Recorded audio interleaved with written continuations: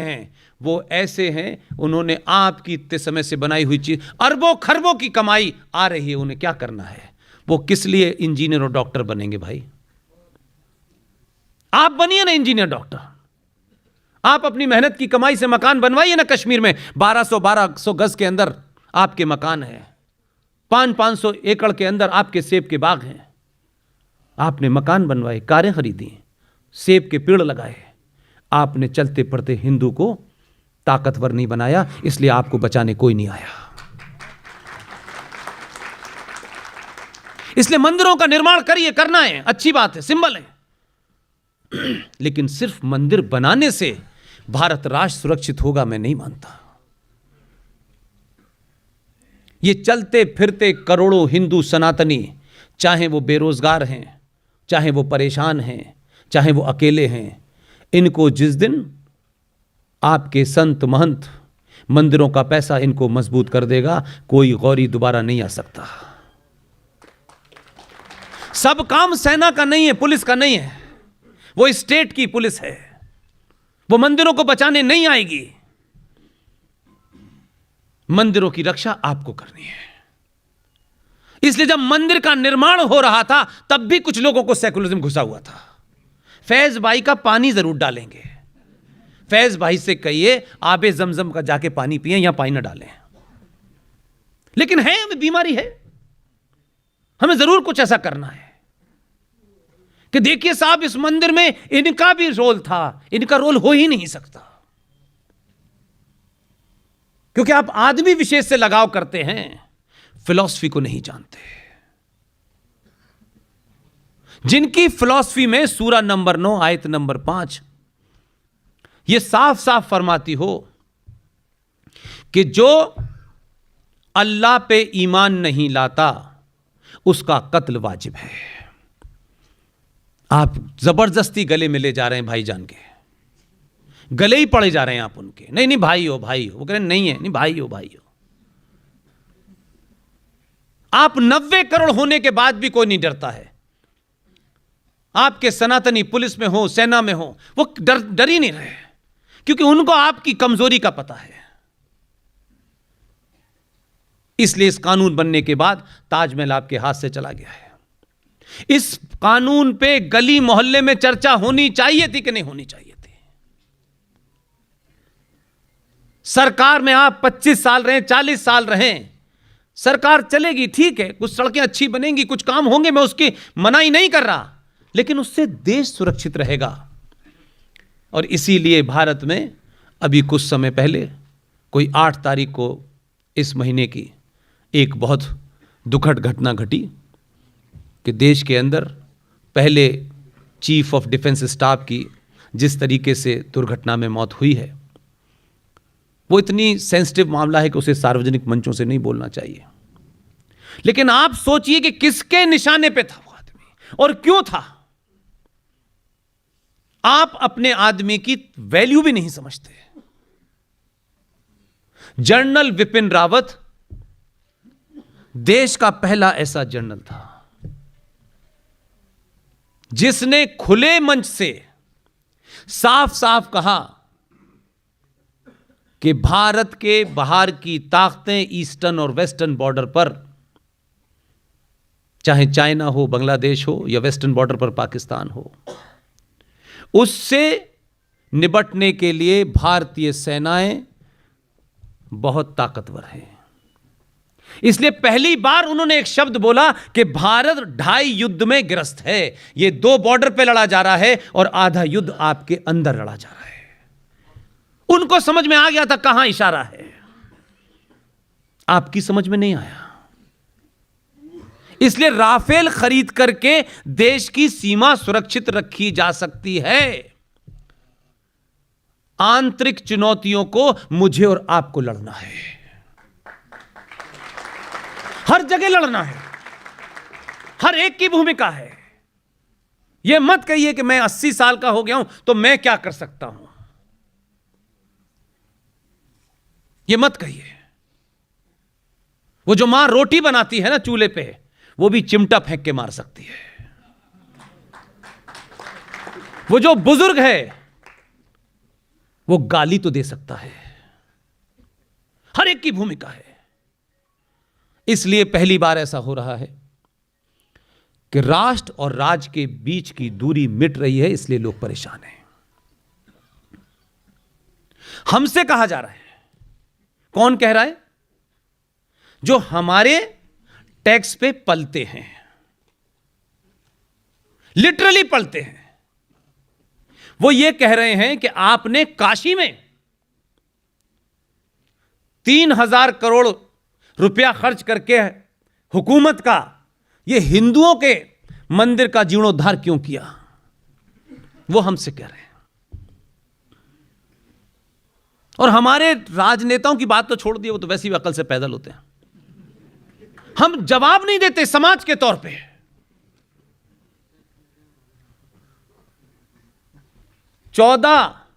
1,04,000 जो देश भर में मंदिर हैं, उन मंदिरों का अधिग्रहण सरकार ने पैसे के लिए किया है।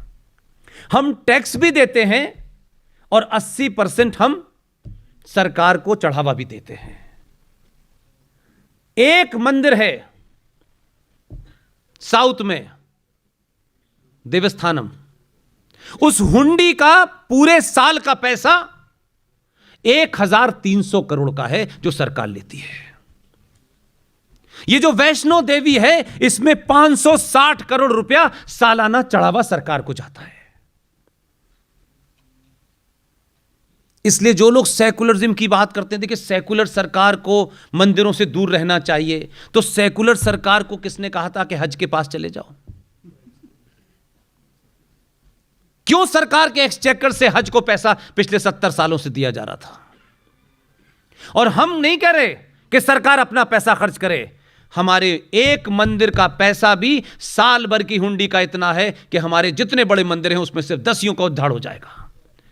हम अपने पैसे से कर रहे हैं, सरकार के पैसे से नहीं कर रहे। यह गलतफहमी है।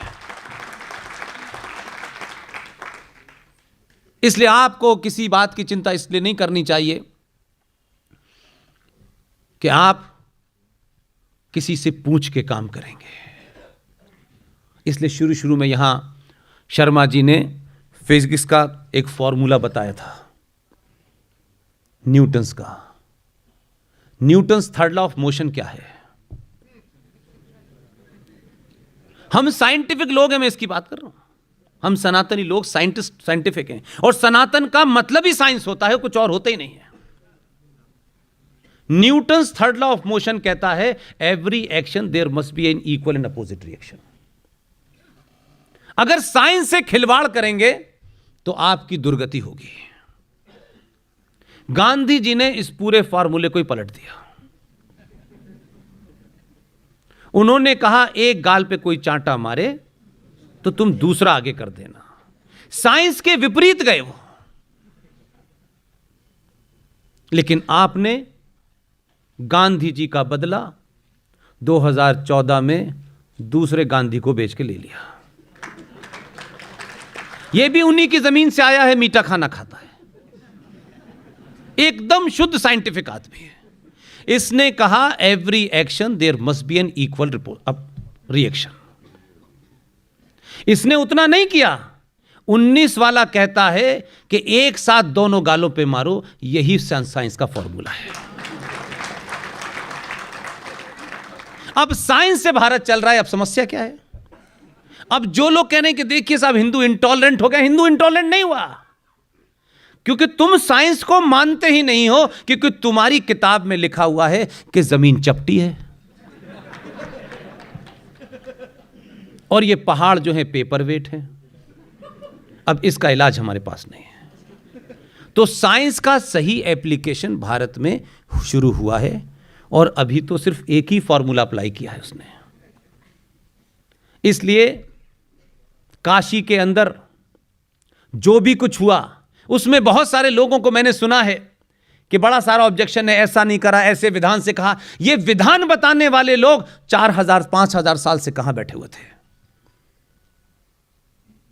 इसलिए हमको कोई भी राष्ट्र दुनिया में उसके साथ क्या हुआ है यह बड़ा खतरा नहीं होता। उससे राष्ट्र कमजोर नहीं होते कि हमारे साथ बुरा हुआ है, राष्ट्र इस बात से कमजोर होते हैं कि जब आप सत्ता चलाते हैं तो आप लोग उसी चीज को पढ़ाते हैं। वो ज्यादा बड़ी प्रॉब्लम होती है। इसलिए हमें ज्ञान व्यापी मस्जिद, कितना आपको पैराडॉक्स नहीं लगता? ज्ञान और मस्जिद है, लेकिन ज्ञान व्यापी मस्जिद हमारे पुरखों के मंदिरों को तोड़ करके हमको ह्यूमिलेट करने के लिए आपने हमें पढ़ाया कि ज्ञान व्यापी मॉस्क जो है वो हिंदू मुस्लिम इन यूनिटी का स्तंभ है। यह हमको पढ़ाया गया। थोड़ा थोड़ा करेक्शन समाज करे तो भी ठीक हो जाएगा। यह सिलसिला गली गली मोहल्ले मोहल्ले है। इसलिए राजनीतिक बदलाव से आप खुश हो सकते हैं। मैं राजनीतिक बदलाव में इंटरेस्टेड ही नहीं हूं। होना चाहिए, लेकिन सब कुछ है मैं नहीं मानता। एक छोटा सा नुक्ता है, एक डॉट है, बस, इससे ज्यादा नहीं है। मैं मानता हूं कि आप मैं अपनी अपनी जगह पे खड़े होकर के अपनी भूमिका को निभाएं। मैंने सुना है कि कुछ लोग प्राइवेट नौकरी करते हैं, प्राइवेट विश्वविद्यालय में नौकरी करते हैं। वो ये जानते हैं कि ये सच है, लेकिन उनके इस सच का अनुसरण करने से मालिक निकाल देगा, इसलिए वो नौकरी नहीं छोड़ना चाहते। नौकरी बहुत छोटी सी चीज है। राष्ट्र के सामने नौकरी की कोई वैल्यू नहीं है, कोई वैल्यू नहीं है। इसलिए अपने अंदर यह भी देखें कि हमने सिर्फ यह सोच लिया है कि पूरे देश में सरकार की जो नौकरियां हैं मुश्किल से 4 करोड़ हैं। अब 4 करोड़ नौकरी देने के बाद सरकार कहां से नौकरी लाए आपके लिए? और 135 करोड़ लोग लीगल हैं, 5.5 करोड़ लोग इस देश में इल्लीगल हैं, लेकिन सबको नौकरी चाहिए।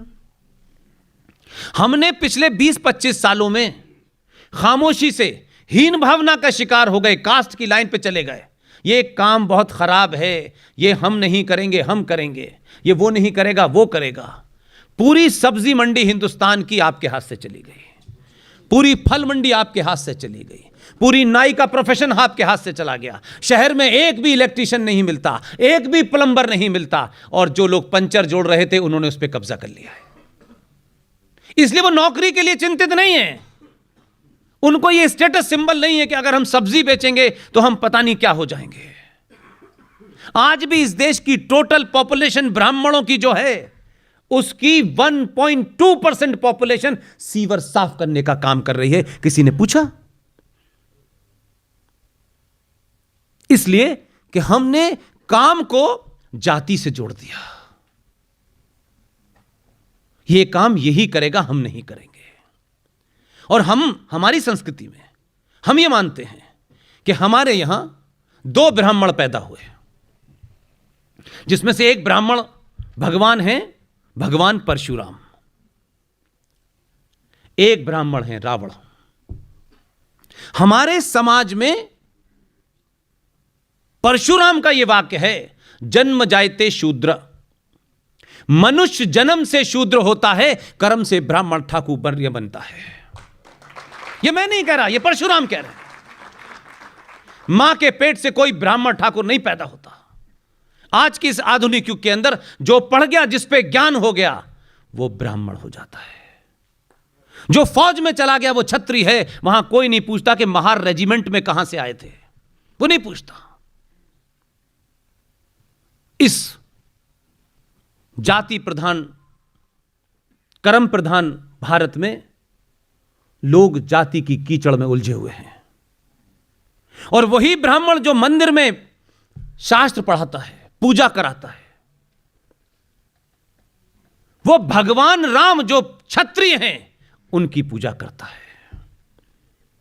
वो पूछता नहीं है कि ये क्षत्रिय की पूजा मैं क्या करूंगा, क्योंकि हमारी संस्कृति में त्यागी की पूजा होती है, जिसने त्याग किया होता है।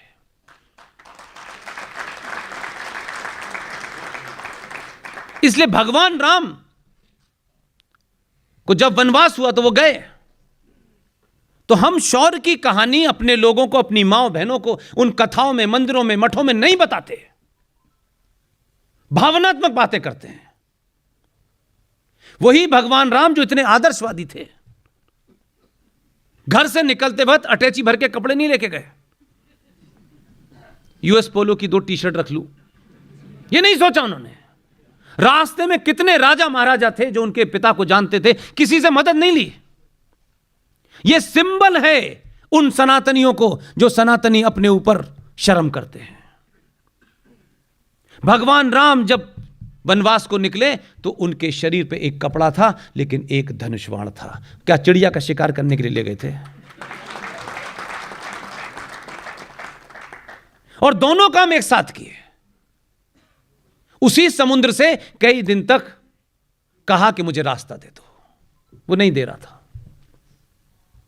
तीर कमान चढ़ाया, रास्ता दे दिया।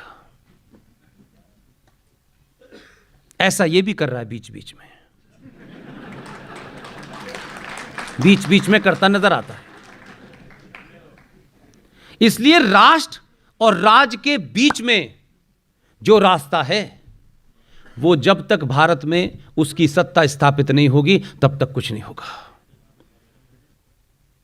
95 में भारत का एक प्रधानमंत्री, विद्वान प्रधानमंत्री, उनके दौर में मैं बहुत एक्टिव था, पुर्तगाल गए।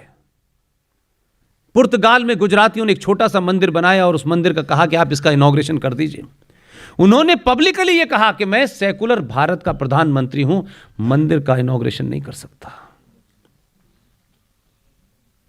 लेकिन 95 से चल के 2014 के सफर में मैंने अपनी आंखों से, आपने अपनी आंखों से, इसीलिए मैंने कहा इस इतिहास में जो कुछ हो रहा है इसके आप प्रत्यक्ष गवाह भी होंगे, और वो ये लुई इतिहास आपको मूल्यांकन करेगा कि आपने क्या भूमिका निभाई थी।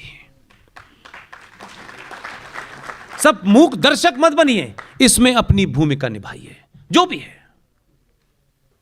कि हमने इसी भारत के अंदर सब कुछ देखा, इतने जघन्य अपराध पार्लियामेंट में हुए, उसके बाहर हुए, तब भी आप जिस दिन सनातनी बने तब प्रधानमंत्री के ऊपर भी यह दबाव हो गया कि 90 करोड़ लोगों ने मुझे राष्ट्र निर्माण के लिए भेजा है। और उसी के कारण भगवान राम के मंदिर की जब नींव रखी जा रही थी तो प्रधानमंत्री भारत का था, लेकिन वो दंडवत प्रणाम रामचंद्र जी के सामने लेटा हुआ था। उसके कपड़े भी भगवा थे, उसको कोई शर्म, उसने नहीं कहा कि मैं सेकुलर भारत का प्रधानमंत्री हूं। संविधान वही था, प्रधानमंत्री का पद वही था। वो तो पशुपतिनाथ में भी 8 घंटे पूजा करके निकला, वो तो केदारनाथ में भी जाके बैठा। वो ये किसी को नहीं बता रहा है, उसको ट्रंप को नहीं मैसेज देना है, उसे मुझे और आपके सनातनियों को दे रहा है। जब मैं प्रधानमंत्री की पोजीशन में ये कर सकता हूं तो तुम क्या करते हो यार? तुमको किससे पढ़ना लेना है? आपको किसका इंतजार है?